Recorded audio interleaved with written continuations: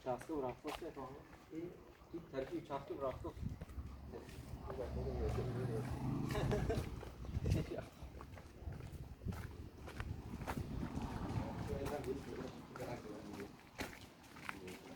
خیلی بهتر daha güzel olsun.